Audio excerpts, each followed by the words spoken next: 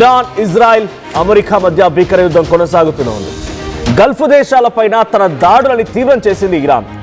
Gulf దేశాలపై దాడి చేయడం అనంటే ఇక్కడ గల్ఫ్ దేశాల్లో ఉన్నటువంటి అమెరికా స్థావరాలపై దాడి చేయడం.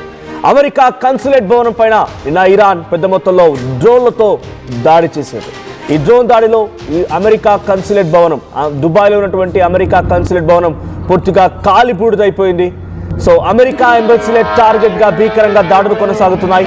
Riyadh, Kuwait, Baghdad, Bahrain, Saudi అరేబియాలోని అమెరికా రాయబార కార్యాలయాలపైన ఇప్పటికే డ్రోన్ దాడులు చేసిన ఇరాన్ ఇప్పుడు దుబాయ్లోని అమెరికా కన్సులేట్ భవనాలపైన కూడా దాడులు చేసింది. ఈ దాడిలో అమెరికా ఎంబసీ భవనాలు పూర్తిగా కుప్పకూలిపోతున్నాయి.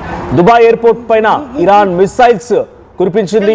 ఇరాన్ దాడిలో అటు విమానాశ్రయం కూడా పూర్తిగా దెబ్బతిన్నట్టు తెలుస్తుంది. ఒకసారి రాత్రి అమెరికా ఎంబసీ కార్యాలయం పైన జరిగినటువంటి ఆ దాడికి సంబంధించి ఆ విజువల్ చూద్దాం.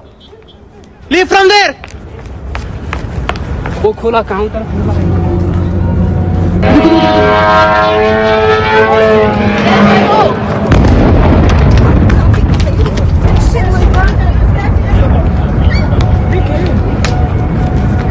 शिट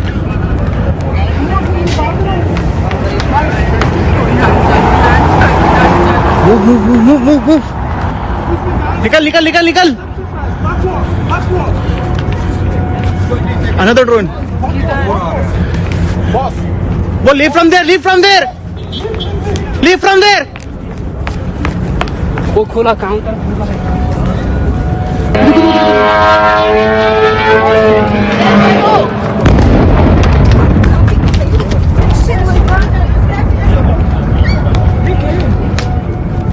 ఇటు దుబాయ్ ఎంబసీ కార్యాలయం పైన జరిగినటువంటి ఆ దాడికి సంబంధించి విజువల్ చూస్తున్నాం. సో ఎంబసీ కార్యాలయం పూర్తిగా ధ్వంసమైపోయింది. అటు బహ్రెయిన్, ఖతార్, తర్వాత ఇతర దేశాలకు సంబంధించి ఇతర ఇస్లామిక్ దేశాలకు సంబంధించినటువంటి అమెరికా కార్యాలయాల పైన, ఎయిర్ బేసెస్ పైన పెద్ద ఎత్తున ఇరాన్ విరుచుకుపడుతోంది. ఇక్కడ ప్రధానమైనటువంటి కారణం ఇరాన్, ఇజ్రాయెల్ మధ్య యుద్ధం జరిగినప్పుడు ఇజ్రాయెల్ కి వ్యతిరేకంగా ఇరాన్ కి సపోర్ట్ గా నిలబడినటువంటి ఆ దేశాలు మొత్తం కూడా ఇప్పుడు అమెరికా ఈ వార్లోకి ఎంట్రీ ఇవ్వడంతో వెనక్కి తగ్గారు. అమెరికా ఎంట్రీ ఇవ్వడంతో వారంతా కూడా వెనక్కి అడుగు వేసి ఇప్పుడు ఇరాన్ పైన కాలు దువ్వుతున్నారు. ఖతార్లో దాడి చేయడానికి, దుబాయ్లో దాడి చేయడానికి, సౌదీ అరేబియాకు సంబంధించినటువంటి పలు స్థావరాలపై దాడి చేయడానికి, దుబాయ్ ఇంటర్నేషనల్ ఎయిర్పోర్ట్ ని కుప్పకూల్చడానికి, అక్కడ కూడా విమానాలని రద్దుకి కారణం అవడానికి ఇరాన్ ఈ స్థాయిలో దాడి చేయడానికి ప్రధాన కారణం ఒకటే. సో అక్కడ ఇరాన్ వ్యతిరేకంగా ఈ దేశాలన్నీ కూడా అమెరికాకు సహకరిస్తున్నాయటువంటి అనుమానం ఇరాన్లో కలుగుతోంది. ఈ దేశాలన్నీ కూడా అమెరికాకి తమ భూభాగంలో ఎయిర్ బేసెస్ ఇవ్వడం, తర్వాత ఇతరత్ర కార్యకలాపాలు చేసుకోవడం కోసం అవకాశం కల్పించడం, ఇవన్నీ కూడా ఇరాన్ని కొంత ఆగ్రహానికి గురి చేసింది. సో ఆగ్రహానికి గురి చేయడమే కాదు, ఇరాన్లో ఉన్నటువంటి ప్రజలు, ఇరాన్లో ఉన్నటువంటి అక్కడి సంస్థాగత లోపాలు కూడా ఇప్పుడు ఈ దాడికి కారణమవుతున్నాయి.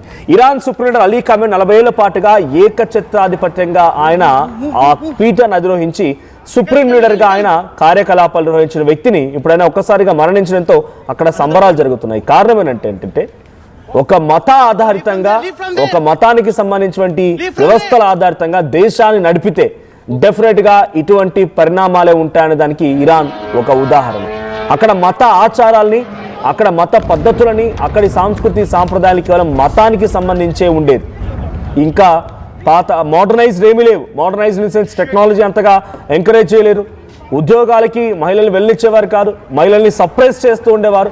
అబ్బాయిలను కూడా అక్కడ బియర్డ్ లేకపోతే వాళ్ళపై ఫైన్ వేసేవారంట. ఇటువంటి చాలా కఠినమైనటువంటి పద్ధతులు, ఆచారాలు ఉన్నాయి. కాబట్టి 40 ఏళ్ల పాటుగా మగ్గినటువంటి అక్కడ ప్రజలు కొంతమంది వ్యతిరేకమైపోయారు. అలీ ఖమేనీ మరణం తర్వాత రోడ్డుపైకి ఎక్కి అమ్మాయిలంతా కూడా బురకాలు తీసేస్తున్నారంటే వాళ్ళు ఎంత సపరేషన్ గురయ్యారు ఇన్ని రోజుల పాటుగా అర్థమవుతోంది. సో కాన్స్టిట్యూషన్ అనేది ఉండాలి, సపరేట్ గైడ్ లైన్స్ ఉండాలి, రిలీజియస్ బిలీఫ్స్ బిలీవ్ చేస్తూనే, ఫ్రీడమ్ ఆఫ్ రిలీజియస్ బిలీఫ్ ఉంటూనే మరోవైపు ఫ్రీడమ్ ఆఫ్ లీవ్ అనేది కూడా ఉండాలి. ఫ్రీడమ్ ఆఫ్ లివింగ్ టుగెదర్ కూడా, వాళ్ళకి ఇష్టం వచ్చినట్టుగా వాళ్ళు బతకడానికి స్వేచ్ఛ కూడా ఉండాలి. కానీ ఇక్కడ కేవలం మతం ఆచారితంగా జరిగేటువంటి దాంట్లోనే ఇప్పుడు అమెరికా డైరెక్ట్ గా ఇరాన్ పై దాడి చేయడంలో, ఇజ్రాయెల్, అమెరికా రెండు దాడి చేయడంలో డైరెక్ట్ గా అటాక్ కనుక చేసి ఉంటే ఈ స్థాయిలో ఇరాన్ కుప్పకూలిపోయేది కాదేమో, సుప్రీం లీడర్ అలీ ఖమేనీ హతమార్చేవారు కాదేమో.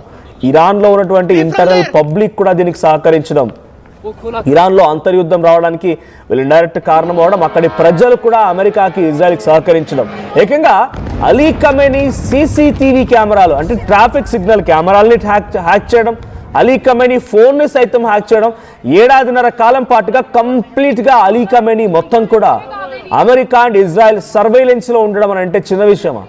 డెఫినెట్గా అంతర్గతంగా అక్కడ ఉన్నటువంటి ప్రజలు, అక్కడటువంటి కొంతమంది వ్యతిరేకవాదులు అందరూ కూడా ఆయనకు సహకరించి ఉంటారు ఇజ్రాయెల్ అమెరికా అనేది మాత్రం చాలా క్లియర్గా అర్థమవుతోంది. So one more big breaking news coming on here. So Iran supreme leader Ali Khamenei కుమారుడు ఇప్పుడు మళ్ళీ సుప్రీం లీడర్గా ఎన్నికైనట్టుగా ఇరాన్ ఇంటర్నేషనల్ మీడియా తెలుపుతోంది. మోజ్తబా ఖమేనీ ఇప్పుడు ఇరాన్ సుప్రీం లీడర్గా ఎన్నికయ్యారు. అలీ ఖమేనీ తర్వాత ఆయన ఇప్పుడు ఆ మోజ్తబానే ఇరాన్ సంబంధించినటువంటి దేశాన్ని లీడ్ చేయబోతున్నారు. సో మోజ్తబాను ఎన్నుకోవాలని ఆ దేశ మత పెద్దలు ఇస్లామిక్ రెవల్యూషనరీ గార్డ్స్ కార్ప్స్ ఒత్తిడి చేసినట్టుగా తెలుస్తోంది. ఇందుకే ఆయన ఆ అలీ ఖమేనీ తర్వాత మోజ్తబా ఖమేనీ ఇప్పుడు సుప్రీం లీడర్గా ఎన్నికైనట్టుగా ఇరాన్ ఇంటర్నేషనల్ మీడియా తెలుపుతోంది. సో ఆయన కుమారుడు తర్వాత ఇప్పుడు లీడ్ చేస్తున్న నేపథ్యంలో, ఆయన తర్వాత ఆయన కుమారుడు ఇప్పుడు లీడ్ చేస్తున్న నేపథ్యంలో అమెరికాని ఇజ్రాయెల్ని కట్టడి చేస్తారా, లేదా ఆయా దేశాలకి ఇజ్రాయెల్ లొంగిపోతుందా, మోజ్తబా ఖమేనీ లొంగిపోతారా, లేదంటే నెక్స్ట్ టార్గెట్గా అసలు చాలా పరిపాలన తీసుకురావాలని ఆలోచిస్తున్న అమెరికాకి మళ్ళీ మోజ్తబా ఖమేనీ రావడం అంటే మళ్ళీ ఇస్లామిక్ రూల్ని కంటిన్యూ చేయడం, అమెరికాకి ఇజ్రాయెల్కి వ్యతిరేకంగా వ్యవహరించడం, పక్క దేశమైనటువంటి కువైట్ కానీ, ఖతర్ కానీ, తర్వాత సౌదీ అరేబియా కానీ ఈ దేశాలకు ఆయన అటాక్ చేస్తున్నాడు కాబట్టి వారు కూడా వ్యతిరేకం అవడంతో ఇప్పుడు చాలా పరిపాలన తీసుకోవాలని ఆలోచన చేస్తున్న అమెరికాకి ఇది ఒక బిగ్ షాక్ అనే చెప్పాలి. అమెరికా కన్సులేట్ భవనాన్ని కూల్చడం ఒక బిగ్ షాక్ అయితే, ఇప్పుడు ఆయన తర్వాత ఇక ఖమేనీ పాలన అంతమవుతుందేమో అని చెప్పి ఆలోచించినటువంటి అమెరికాకి శాపాలను తీసుకురావాలని ఆలోచించినటువంటి అమెరికాకి ఇది ఒక బిగ్ షాక్ అని చెప్పాలి. ముజ్తబా ఖమేనీ ఆయన సుప్రీం లీడర్ అలీ ఖమేనీ తర్వాత ఆయన సుప్రీం లీడర్గా ఎన్నుకున్నట్టు తెలుస్తోంది. సో ఏదేమైనా అమెరికా పైన ఇప్పుడు డైరెక్ట్గా ఇరాన్ రంగంలోకి దిగి దాడులు చేస్తోంది. స్ట్రైట్ ఆఫ్ హార్మోజ్ని పూర్తిగా క్లోజ్ చేసింది. కొన్ని వేల షిప్పులు ఆయిల్ కంటైనర్ ఎక్కడెక్కడ ఆగిపోయాయి. అటు చైనాకి, ఇండియాకి, జపాన్కి, సౌత్ కొరియా లాంటి దేశాలకు వెళ్ళేటువంటి ఎక్స్పోర్టెడ్ షిప్స్ అన్ని కూడా ఎక్కడెక్కడ ఆగిపోయాయి. స్ట్రైట్ ఆఫ్ హార్మోజ్ మొత్తాన్ని కూడా క్లోజ్ చేశారు. ఒక చెక్ పోస్ట్ మాదిరిగా దాన్ని క్లోజ్ చేయడంతో, ఇక్కడెక్కడ నావిగేషన్ని క్లోజ్ చేయడంతో కోబ్రా V8 అండ్ సయ్యద్ 4 ఇవి అద్భుతమైనటువంటి ఇరాన్ దగ్గర ఒక టెక్నాలజీ సంబంధించినటువంటి వెపన్స్ ఇవి. సో ఈ రాడార్ సిస్టమ్ మొత్తం దెబ్బతీస్తాయి. అమెరికా రాడార్ సిస్టమ్ దెబ్బతీయడం కానీ, శాటిలైట్ని పూర్తిగా హ్యాక్ చేయడం కానీ, వైఫై అంటే ప్రతి నెట్వర్కింగ్ని కూడా పూర్తిగా హ్యాక్ చేయడంతో ఇప్పుడు ఆ షిప్స్ ఏవైతే ఉన్నాయో నావిగేషన్ లేక ఎక్కడికక్కడ నిలిచిపోయాయి. నావిగేషన్ రూట్స్ అర్థం కావడం లేదు. సో నావిగేషన్ లేకపోవడంతో ఎక్కడికక్కడ ఈ షిప్పులు నిలిచిపోవడంతో సో ప్రెజెంట్ అక్కడ ఆయిల్ ప్రైజెస్ పెరిగే అవకాశం ఉంది. ముఖ్యంగా యూరోపియన్ కంట్రీస్ పైన పెద్ద ఎఫెక్ట్ పడే అవకాశం కూడా ఉంది. European countries is completely organised and maintain through the oils only. అంటే ఇక్కడ ఆయిల్స్ ద్వారా ఎందుకు ఆర్గనైజ్ అవ్వబడుతున్న, ఆయిల్ ద్వారా ఎందుకు మెయింటైన్ అవ్వబోతున్నాయి అంటే అక్కడ నివాసాలకు కూడా ఈ ఆయిల్ అనేది చాలా కీలకం. బికాస్ దే యూజ్ జనరేటర్స్ కానీ, లేదంటే ఎక్కువగా హీటర్స్ యూజ్ చేస్తూ ఉంటారు ప్రతి ఇంట్లో కూడా. సో దానికి ఈ ఆయిల్ కంపల్సరీ మ్యాండేట్. ఇప్పుడు యూరోపియన్ కంట్రీస్ అన్ని కూడా ఒకసారిగా ఆందోళనకు గురవుతున్నాయి. బ్రిటన్ ప్రధాని కీర్ స్టార్మర్ కూడా ఒక స్టేట్మెంట్ పాస్ చేశాడు. ఆయన ఏమంటాడంటే, I'm no more in the war, నేను వార్లో లేను, దయచేసి నన్ను ఇబ్బంది పెట్టకండి, నేను వార్లో లేను, నన్ను ఇబ్బంది పెట్టకండి అని చెప్పండి. ఇరాన్ని, అమెరికాని, ఇజ్రాయెల్ అన్నింటినీ హెచ్చరిస్తూ ఆయన, నేను యుద్ధంలో లేను కాబట్టి మీరు నన్ను ఇబ్బంది పెడితే నా దేశంలో కొంత అతలాకుతలమయ్యే పరిస్థితి ఉంది, ఇన్ఫ్లేషన్ స్టార్ట్ అవ్వచ్చు, సో ఈ రేట్లు పెరగొచ్చు, ప్రజలు సామాన్యులు ఇబ్బంది పడవచ్చు, so I'm no more in war, don't make me hurt అన్నట్టుగా ఆయన మాట్లాడుతున్నారు. సో మరి కీర్ స్టార్మర్ ఒక్కరే కాదు, ఫ్రాన్స్, జర్మనీ అంటే మొత్తంగా యూరోపియన్ కంట్రీస్ అన్నీ కూడా ఇప్పుడు ఇబ్బంది పడక తప్పదు. మరి యూరోపియన్ కంట్రీస్ని ఇబ్బంది పెడుతోంది ఇరానా, ఇజ్రాయిల్, అమెరికా అనేది మాత్రం మీకు అర్థమై ఉంటుంది బహుశా. సో ఇరాన్ 1:manyగా ఇరాన్ ఒక్కటే ఇది అమెరికాతో పోరాడుతోంది, ఇజ్రాయిల్తో పోరాడుతోంది, కువైట్, ఖతార్, బహ్రాన్, తర్వాత ఇంకా సౌదీ అరేబియా ఈ దేశాలతో పోరాడుతోంది. ఇరాన్ ఒక్కవైపు, ఈ దేశాలన్నీ ఇంకోవైపు. 1:manyగా యుద్ధం కొనసాగుతోంది.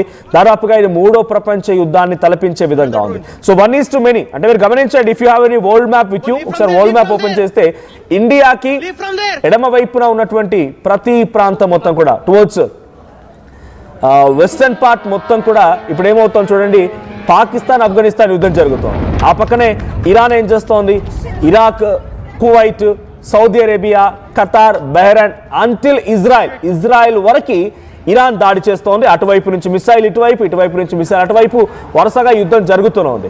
సో మిడిల్ ఈస్టర్న్ కంట్రీస్ మొత్తం కూడా యుద్ధంలోకి దిగాయి. నిన్న చైనా కూడా ఇరాన్ విదేశాంగ మంత్రితో మాట్లాడకొచ్చి I'm ready to give you warfare, మీకు వార్ఫేర్ ఇవ్వడానికి సిద్ధంగా ఉన్నాను, కాబట్టి మీరు యుద్ధం చేయండి అన్నట్టుగా చైనా ఎంకరేజ్ చేస్తోంది. రష్యా యుద్ధాన్ని ఖండించింది, నార్త్ కొరియా యుద్ధాన్ని ఖండించింది. భారత్ తటస్థంగా ఉంది. మన దగ్గర ఉగ్రవాద చర్యలు జరగకుండా భారత్ అడ్డుకునే ప్రయత్నం చేస్తోంది. అంటే మీరు గమనిస్తే middle eastern part of Asia మొత్తం కూడా అల్లకల్లం అయిపోయింది. ఇరాన్, ఇరాక్, ఇజ్రాయెల్, తర్వాత కొన్ని ఇస్లామిక్ నేషన్స్, అరబ్ కంట్రీస్, ఆ తర్వాత యూరోపియన్ కంట్రీస్ అంతా కూడా యుద్ధం ప్రభావం కారణంగా ఎఫెక్ట్ అవుతున్నాయి. ఇది మూడో ప్రపంచ యుద్ధానికి సంకేతమేనా అంటే ఆల్రెడీ యుద్ధం జరుగుతుందని చెప్తున్నారు అనలిస్టులు. సో ఇప్పటితో ఇంకా యుద్ధం ఆగిపోలేదు, ఇంకా కంటిన్యూ అవకాశం ఉంది. సో ఇటువంటి సిచ్యువేషన్ కనుక ఇంకొక 2 days పాటుగా కంటిన్యూ అయితే కనుక డెఫినెట్గా భారత్ కూడా ఇబ్బంది పడాల్సి వస్తుంది. బికాస్ ఆ స్ట్రైట్ ఆఫ్ హార్మూజ్ జలసంధి నుంచే సుమారుగా 30-35% ఆయిల్ని భారత్ కొంటోంది సౌదీ నుంచి, ఆ తర్వాత కువైట్ నుంచి. ఈ రెండు దేశాలు ఇరాక్ అండ్ సౌదీ నుంచి మనం ఆయిల్ కొనుగోలు చేస్తున్నాం. ఆ జలసంధి నుంచే ఈ ఆయిల్ అంతా కంటైనర్ ద్వారా, షిప్స్ ద్వారా వస్తూ ఉంటుంది. ఇప్పటికే 2 రోజులు అయింది ఆ షిప్స్ మూవ్ అవ్వక. ఇంకొక 1 day సుమారుగా 2 days కనుక 24 hours to 40 hours కనుక గడిస్తే అమాంతంగా ఆయిల్ ధరలు పెరిగిపోయే అవకాశం ఉంది. పెట్రోల్, డీజిల్ ధరలు పెరిగిపోతాయి. బికాస్ మనకు వచ్చే దాంట్లో 100 million barrels మొత్తం కూడా ఒక రోజుకి ఆ స్ట్రైట్ ఆఫ్ హార్మూజ్ నుంచే వస్తాయి. దాంట్లో 80% చైనాకు వెళ్తుంది. మనం 30-35% మనం కొనుగోలు చేసే దాంట్లో అక్కడి నుంచి వస్తుంది.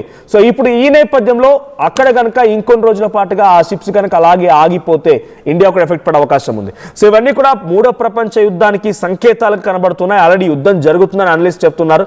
ఇప్పటికైతే అలీ ఖమేనీ తర్వాత ముజ్తబా ఖమేనీ ఆ స్థానం అధిరోహించారు. ఇప్పుడైనా ఇజ్రాయెల్ అమెరికాను ఎలా కట్టడి చేస్తారో చూడాలి. ఇంకా అమెరికా కార్యాలయాల పైన, అమెరికా భవన్ల పైన, అమెరికా కన్సులేట్ భవన్ల పైన, అమెరికాకు సంబంధించి ఎంబసీ కార్యాలయ పైన ఇరాన్ ఎటువంటి ముప్పేట దాడి జరుగుతుందో చూస్తున్నాం. దీనికి ప్రతీకార దాడిగా భాగంగా దుబాయ్ ఇరాన్ పై అటాక్ ఇస్తుందా, లేదంటే అమెరికానే డైరెక్ట్ గా ఇరాన్ పై అటాక్ ఇస్తుందా, ఏం జరుగుతుందో చూడ. ఒకసారి మళ్ళీ నిన్న జరిగిన దాడికి సంబంధించి ఆ విజువల్ చూద్దాం.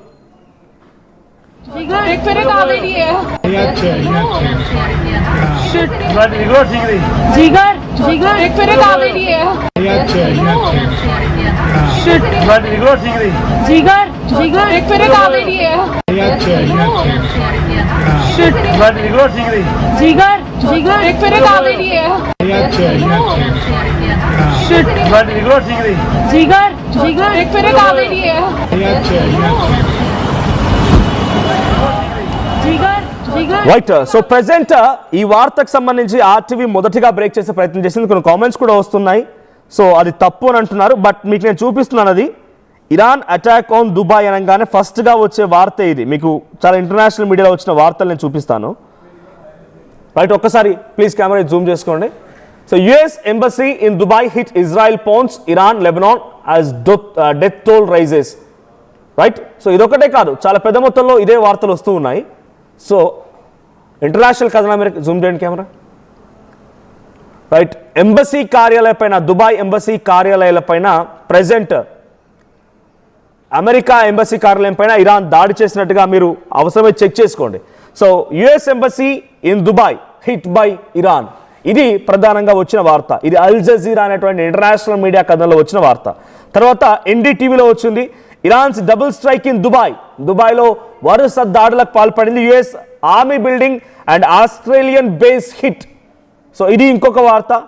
సో ఇంకొక కథనానికి సంబంధించి ఒక వ్యక్తి తన పర్సనల్ ఇంటెన్షన్ని షేర్ చేస్తున్నాడు ఇక్కడ. I was on Emirates flight to Dubai that turn around twice because of Iranian missiles.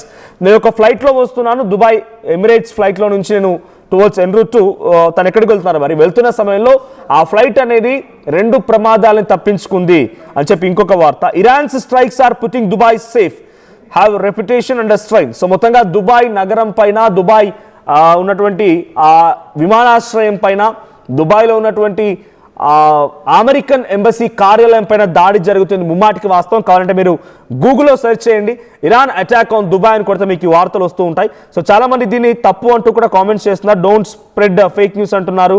So తర్వాత ఇంకేం చెప్తున్నారు. బట్ మీరు కన్ఫర్మ్ చేసుకున్న 1-2 సార్లు కన్ఫర్మ్ చేసుకున్న తర్వాతే ఈ వార్తని ఆర్టీవీ చూపించే ప్రయత్నం చేస్తోంది. సో ఇరాన్ అటాక్స్లో ఈరోజు దుబాయ్ ఎంబసీ కార్యాలయం, ఏదైతే అమెరికా ఎంబసీ కార్యాలయం దుబాయ్లో ఉన్నటువంటి బిల్డింగ్ కుప్ప కూలిపోయింది. కొంత పాక్షికంగా అక్కడ ఉన్న ఇంటర్నేషనల్ ఎయిర్పోర్ట్ కూడా ధ్వంసం అయిపోయింది. కావాలంటే మీరు ఆ ఇంటర్నేషనల్ మీడియా కథనాల్లో వచ్చిన వార్తల్ని కానీ లేదంటే ఇతరత్ర మీడియాని కూడా కంపేర్ చేసుకోండి. సో మీకు తెలిసిన వారు ఎవరైనా కనుక అమెరికాలో ఉన్న ఒక్కసారి వారితో కూడా క్రాస్ చెక్ చేసుకోండి. డ్రోన్లతో దాడి చేసింది అంటే అవన్నీ కూడా డైరెక్ట్గా వెళ్ళిపోయి అక్కడ వాటర్ అంతా పేలిపోయి ప్రెసైజ్ టార్గెట్స్లో భాగంగా ఆ డ్రోన్లు పేలిపోతూ ఉంటాయి. అక్కడికి వెళ్ళి ఆ డ్రోన్లు పేలిపోవడంతో అక్కడున్న ఎంబసీ కార్యాలయం పూర్తిగా కూడా కుప్పకూలిపోయింది. సో ఎంబసీ కార్యాలయం పైన దాడి జరిగిన విషయాన్ని ఇప్పుడు దుబాయ్ కూడా కన్ఫర్మ్ చేసింది. సో ప్రజెంట్ దుబాయ్లో ఉన్నటువంటి అమెరికన్ ఎంబసీ కార్యాలయం కుప్పకూలిపోయింది. దాంట్లో ఎటువంటి తప్పుడు వార్త కానీ మీకు తప్పు అందించే ఉద్దేశం కానీ ఇది అవాస్తవం అని కానీ కామెంట్ చేసే వారికి జస్ట్ క్లారిటీ ఇవ్వడం కోసం మాత్రమే మళ్ళీ ఇది రిపీట్ చేస్తున్నాను. సో 100% మీరు కావాలంటే చెక్ చేసుకోండి. ఇరాన్ అటాక్ ఆన్ దుబాయ్ అని సెర్చ్ చేస్తే ఇప్పుడు రీసెంట్ కథనాల మేరకి మీకు చాలా క్లియర్గా అర్థమవుతుంది. దుబాయ్లో ఉన్నటువంటి అమెరికన్ ఎంబసీ కార్యాలయం కుప్పకూలిపోయింది. సో ఇప్పుడు అమెరికా కూడా దానికి అటాక్కి సిద్ధమవుతోంది. రిటర్న్ అటాక్లో భాగంగా అమెరికా కూడా తన వ్యూహరచన చేస్తోంది. ఇజ్రాయెల్ కూడా దీనికి తగ్గట్టుగా పెద్ద ఎత్తున మిసైల్స్తో సిద్ధంగా ఉన్నట్టు తెలుస్తోంది. సో యాజ్ ఆఫ్ నౌ ఇప్పుడు అక్కడ దుబాయ్ ఉన్నటువంటి అమెరికా ఎంబసీ కార్యాలయం కుప్పకూలిపోవడంతో అక్కడ ఉన్నటువంటి అమెరికన్స్ ఎవరైతే ఉన్నారో రైట్ మీరు చూస్తున్నాము ఆ టాప్ స్టోరీ చూడండి. US embassy in Dubai hit, Israel pounds Iran Lebanon as death toll rises. So మీరు మొదటిగా వచ్చిన కథనం చూడండి, అల్ జజీరా దాంట్లో US embassy in Dubai hit. దుబాయ్లో ఉన్నటువంటి యుఎస్ ఎంబసీ కార్యాలయాన్ని పూర్తిగా కుప్పకూల్చారు. I saw missing being intercepted, influences still of shock as Iran hits Dubai's American embassy కార్యాలయాన్ని. రెండో కథనం చూడండి, బీబీసీ అల్ జజీరా. ఇక న్యూస్ 18 సంబంధించి ఇంకొక ఆర్టికల్ కూడా చూస్తున్నారు. Dubai Abu Dhabi live, PM Modi speaks to brother emir of Qatar. తర్వాత Dubai news, UAE considering military actions against Iran. So ఇటువైపు నుంచి యుఏఈ కూడా అటాక్ చేయడానికి సిద్ధమైపోయిందంట. సో ఆ రెండు వార్తా కథనాలు మీరు చూడొచ్చు, ఇంటర్నేషనల్ మీడియా కథనాలు ఆధారాలతో సహా చూపిస్తోంది. దుబాయ్ గవర్నమెంట్కి పాకిస్తాన్ మిలిటరీ సపోర్ట్కి రాలేదా అనేది ఒక కామెంట్. సో ఇక్కడ మీరు చూస్తున్న వారంతా కూడా కామెంట్ చేస్తున్న వారు ఫేక్ అని కానీ తప్పుడు కథనం అని కానీ చెప్తున్న వారందరూ కూడా ఒక్కసారి గమనించండి. ఇంటర్నేషనల్ మీడియా కథనాలు కూడా అవే చూపిస్తూ ఉన్నాయి. ఎందుకు మీకు ఉదాహరణగా చూపిస్తున్నానంటే కేవలం ఇక్కడ జరిగిన వార్త తప్పు అన్నందుకు మాత్రమే ఉదాహరణలు చూపించాల్సి వస్తుంది. ఆర్టీవీ ఎప్పుడు కూడా అటువంటి తప్పుడు కథనాలను కానీ మీరు చెప్తున్న కొంతమంది కామెంట్ చేస్తున్నారు, వ్యూస్ కోసం ఆరాట పడాల్సిన పని ఆర్టీవీకి లేదు. వాస్తవాన్ని మాత్రమే చెప్తోంది. 100% 1-2 కన్ఫర్మ్ చేసుకున్న తర్వాత ఈ వార్తను ప్రచురిస్తోంది. ఇజ్రాయెల్తో ఉన్నటువంటి చాలా మంది భారతీయులతో మాట్లాడించాం, దుబాయ్లో ఉన్నటువంటి చాలా మంది భారతీయులతో కూడా మాట్లాడించే ప్రయత్నం చేశాం. సో ఎప్పటికప్పుడు యుద్ధానికి సంబంధించిన విషయం పైన ఇన్ డీటెయిల్డ్ క్రిస్టల్ క్లియర్ ఇన్ఫర్మేషన్ని క్రాస్ చెక్ చేసుకున్న తర్వాతే ఆర్టీవీ మీకు అందిస్తోంది. సో ప్రజెంట్ ఇప్పుడు ఇక్కడ జరుగుతున్నటువంటి దాడికి సంబంధించి ఎంబసీ కార్యాలయం పూర్తిగా కుప్పకూలిపోయింది. దీనికి తిరిగి రిటిలియేషన్లో భాగంగా అమెరికా అండ్ ఇజ్రాయెల్ కూడా సిద్ధమవుతోంది. యుఏఈ కూడా సిద్ధంగా ఉందంట. అంటే దుబాయ్ కూడా సిద్ధంగా ఉంది. ఏ క్షణమైనా దుబాయ్ వైపు నుంచి కూడా ఇరాన్ పై మిసైల్స్ కురవచ్చు. ఇక్కడ కేవలం అమెరికాకి దుబాయ్, ఖతార్, కువైట్ ఈ దేశాలు సహకరిస్తున్నందుకే ఇరాన్ వాళ్ళపై దాడి చేయడం లేదు. ఇదే ఆదురుగా చూసి షియాలు ఎక్కువగా ఉండేటువంటి దేశం ఇరాన్, ఇక సున్నీలు ఎక్కువగా ఉండేటువంటి దేశం ఈ అరబ్ కంట్రీస్ అయినటువంటి కువైట్ కానీ దుబాయ్ కానీ ఇవన్నీ కూడా సున్నీలు ఎక్కువగా ఉంటారు. అంటే ఆ మతంలో కూడా 2 రకాలుగా ఉన్నాయి. సో ఇప్పుడు దీన్ని అదునుగా చూసుకొని ఇరాన్ దీన్ని సమయంగా చూసుకొని వారిపై దాడి చేస్తోంది అనేటువంటి విషయం కూడా చాలా మంది అనలిస్టులు చెప్తున్నారు. సో ఇంకొక విషయం ఏంటంటే ఇప్పుడు మళ్ళీ ఇజ్రాయెల్ వైపు నుంచి కూడా దాడులకి సిద్ధమవుతున్నారంట. సో ప్రస్తుతానికి ఎక్కడ చూసినా కూడా ఇరాన్, ఇజ్రాయెల్, అమెరికా వార్తలే వినబడుతూ ఉన్నాయి. సో ఎప్పటికప్పుడు ఆర్టీవీ మాత్రమే ఖచ్చితత్వమైన ఇన్ఫర్మేషన్ మీకు అందించే ప్రయత్నం చేస్తోంది. 1-2 సార్లు క్రాస్ చెక్ చేసుకున్న తర్వాతే. చాలా మంది వేగ్గా ఊరికనే ఫేక్ అంటున్నారు, కానీ అక్కడ ఉన్న వారికి వాస్తవం తెలుస్తుంది. దానికి తగ్గట్టుగా ఆధారం కూడా ఆర్టీవీ మాత్రమే చూపిస్తోంది. ఇక్కడ మీరు గమనిస్తే ఏ మీడియా ఛానల్ కానీ, అది మెయిన్ స్ట్రీమ్ మీడియా అయినా ఇంకే మీడియా అయినా, ఇప్పుడు రన్నింగ్లో ఉన్నటువంటి ఏ మీడియా అయినా కూడా ఎప్పుడు కూడా పబ్లిక్ ఒపీనియన్ తీసుకునే ప్రయత్నం ఆర్టీవీ మాత్రమే ప్రతి ఇన్సిడెంట్లో పబ్లిక్ ఒపీనియన్ తీసుకుంటుంది. పబ్లిక్తో మాట్లాడిస్తోంది. మీరు ఎటువంటి క్వశ్చన్స్ అడిగినా కూడా దాని నుంచి సమాధానం తీసుకునే ప్రయత్నం ఆర్టీవీ చేస్తోంది. సో మీ ఒపీనియన్ని, మీరు చేసే కామెంట్స్ని కూడా ఇంత సీరియస్గా తీసుకొని దానికి సైతం ఆధారం చూపించగలిగేటువంటి అవకాశం కేవలం ఆర్టీవీలో మాత్రమే ఉంటుంది. తెలుగు మీడియాలో ఆర్టీవీ మాత్రమే ఇటువంటి ప్రయత్నం చేస్తోంది. అప్పుడు ఇండియా పాకిస్తాన్ యుద్ధమైనా, ఇప్పుడు ప్రపంచ దేశాల్లో ఎక్కడ ఏ యుద్ధం జరిగినా కూడా 100% అథెంటికేషన్ ఇన్ఫర్మేషన్ని తెలుగు రాష్ట్రాల ప్రజల్ని, ముఖ్యంగా ఆంధ్రప్రదేశ్, తెలంగాణ 2 రాష్ట్రాలకు సంబంధించినటువంటి ప్రజల్ని ఇంటర్నేషనల్ ఆస్పెక్ట్స్ పైన ఇన్ డీటెయిల్ ఇన్ఫర్మేషన్ అందించడం కోసం ఆర్టీవీ మాత్రమే అటువంటి ముందడుగు వేసి ప్రయత్నం చేస్తోంది. సో ప్రెసెంట్ ఇంకా కామెంట్స్ వస్తున్నాయి, బట్ వి నెవర్ కేర్. మీకు ఆధారాలతో సహా చూపించిన తర్వాత కూడా ఇలాంటి కామెంట్స్ వస్తున్నాయంటే పనిగట్టుకొని కామెంట్ చేయడం మాత్రమే అవుతుంది. సో ఒకసారి మళ్ళీ నిన్న అమెరికా ఎంబసీ కార్యాలయం పైన, ఎక్కడైతే దుబాయ్లో ఉన్నటువంటి అమెరికా ఎంబసీ కార్యాలయం పైన ఇరాన్ డ్రోన్స్ అటాక్ సంబంధించి ఆ విజువల్ మళ్ళీ చూద్దాం.